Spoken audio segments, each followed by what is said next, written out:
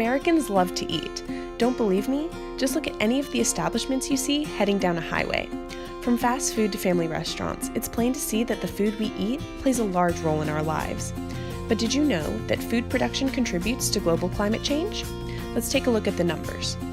The EPA estimates that today, one American farmer produces enough food to feed about 130 people.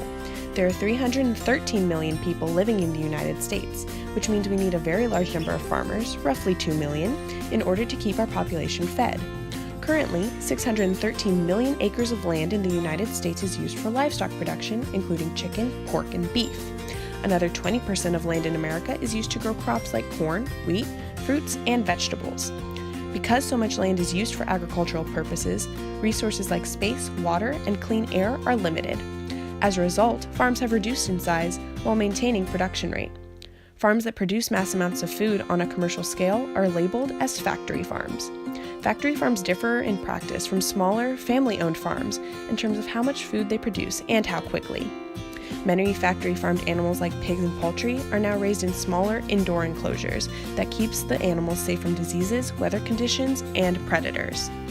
As a result, there is a greater amount of manure being produced in much smaller areas than before.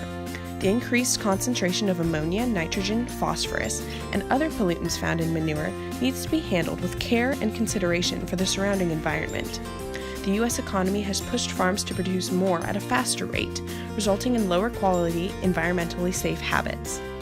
Pollutants such as nitrogen and phosphorus from farm-produced manure can create deadly algae blooms that block out sunlight, which can inhibit underwater vegetation growth. Manure-related pollutants can also seep into the surrounding soil. This can slow or completely stop vegetation growth.